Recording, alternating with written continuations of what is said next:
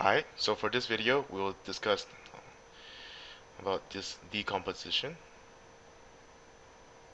It's when a compound decomposes into a new compound or element depending on the situation, and basically is the opposite of synthesis.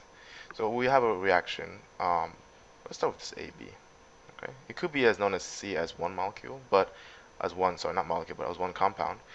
But let's use AB so you can understand that this decomposes into two different compounds or elements. It does not mean that this guy has to become like elements, but it could also be two different compounds.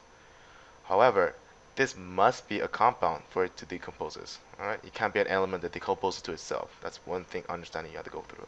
And then just like in synthesis, there are different kind of decomposition.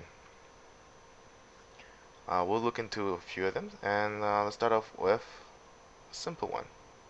And the first one is very simple, right? We'll look at a binary.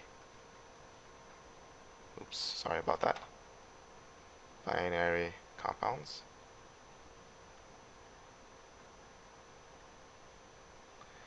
That decompose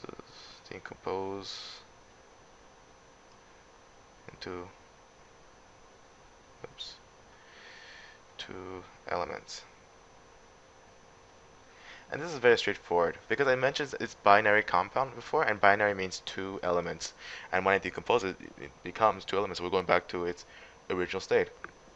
So a good example, well, no, before we go to examples, let's explain you how they are decomposed. And there are many ways, three popular ones, but we're going to look into two particular ones for now. Actually, no, let's do all three. I'll do three more popular ones. In the old times, when chemists were discovering things, the old-fashioned will be thermal decomposition.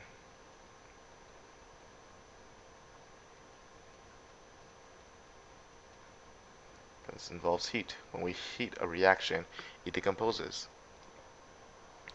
Eventually, as science progressed, chemists actually discovered that electrolysis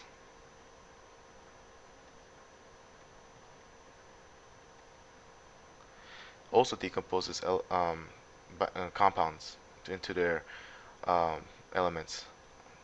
Electrolysis is actually a chemical reaction. I'll write this down. Chemical reaction that uses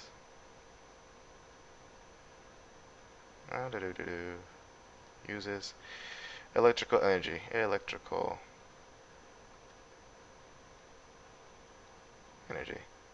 I usually call these the battery-powered reactions. But yeah, you'll see a few examples. A very popular example of electrolysis I'll show you in a few moments. And the last thing is through light. Light decomposes some compounds. So I'll give you two examples of, well, no, I'll give you one example of decomposition, and this will be a very popular one, H2O, water. Now we have it in liquid state. And this is a very good example of decomp with electrolysis.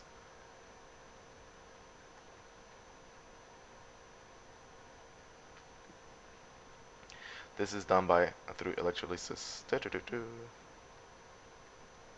And so, notice that I have, just need to do this. Oh yeah, don't forget, you have to balance your equations. Okay, don't forget to balance equations every time you have an equation going on. H2 and O2 are gases that must be binary. Yeah, so notice that I have a binary compound, and when I decompose it, I have two elements. Very straightforward kind of decomposition. It's very simple. When you see a binary compound, it goes to two elements. Alright, another example of decomposition. Now anything that has more than two elements,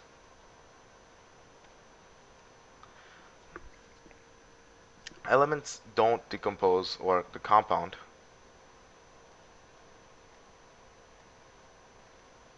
don't decompose.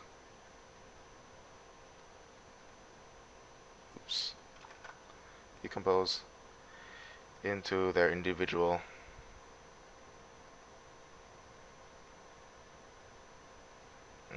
elements. Okay. Now, what does this mean? It means that I cannot have, let's say, if I have a combo of three elements involved, and I decompose it, I'm not gonna have, it's impossible. I won't have that situation. Let's say an example would be A, B, C, and it decomposes to A plus B plus C. This is something that does not happen. Okay. I'll give you an example that what would happen in a few seconds. Let's start off with a very general aspect of something that we could all know. And a good first example would be metal nitrates. Oh, look, very bright color. And metal nitrates decomposes into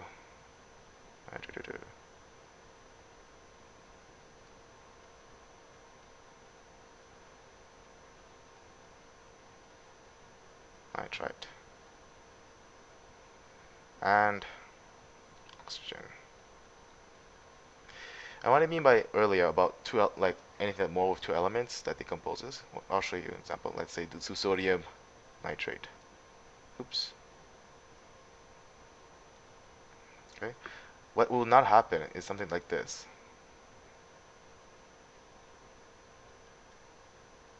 This is something that does not occur. Okay. But we could have an idea how this works. Because we know it's a polyatomic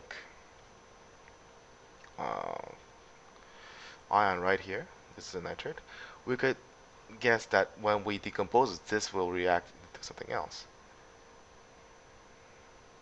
Sodium nitrite, sorry, and oxygen. Don't forget you need to balance the equations. So, two, yeah, there you go, 6, there you go. Okay. So, well, we know that if we have a polyatomic ion, something that we know, like we recognize, like nitrates here, it will decompose into something that we would know in the next part. In this case, we know that nitrates decompose into nitrites. Oops, like this, nitrites, and oxygen. Okay. So, next example, metal carbonate.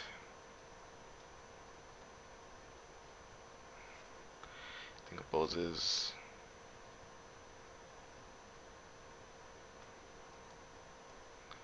into metal oxide and carbon dioxide.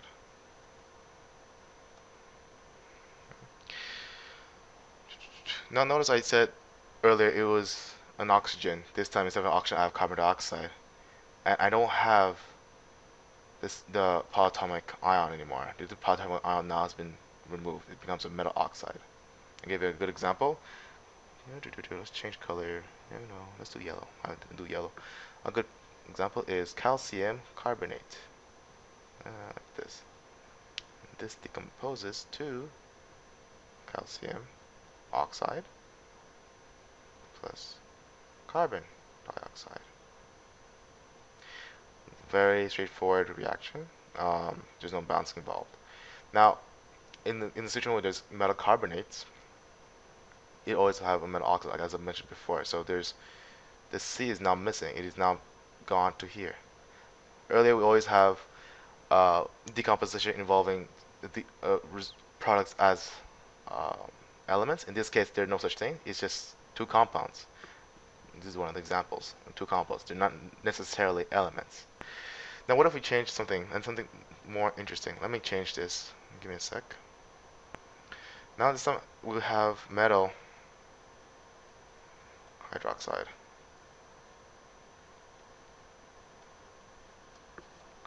Decomposes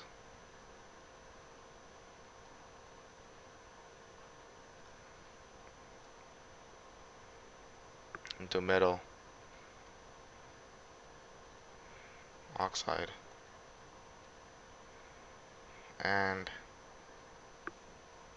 water. Okay. Something that we should recognize, that metal oxide also is another product in this reaction. However, the another product is water instead of carbon dioxide. We'll use a similar example from earlier, calcium hydroxide, which gives off calcium oxide and water. Balance it out. It's all is balanced. It's all good. Now, when you have a hydroxide polyatomic ion, it's a good sign that when you decompose it, will create water. Okay. Now we're going to do an example, a quick example, so you guys know what we're looking at. And let's say I have rubidium. Let's do this one guy here. Rubidium, Rb, carbonate, CO3, and I say it decomposes. It decomposes. So I need to get the compound here, and you need to know that if you look at the periodic table, rubidium has a charge of +1, and you should know that uh, carbonate has a charge of -2, 2 negative. Therefore, the compound would be this.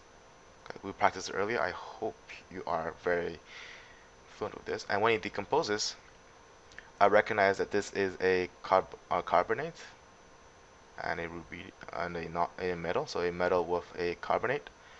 And when the carbonate is involved, I know I will have a CO2.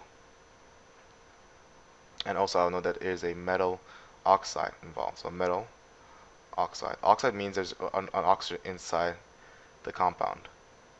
Now I need to make sure I know that oxygen is a -2. Therefore, I need 2 rubidium to make it a net charge of 0 in the compound. Make sure it is balanced, and it is. Alright, that's about it. That's all it takes to predict a reaction, to recognize this part and this part, and how it would end up being. Alright, and I think that's it. And I'll see you next time.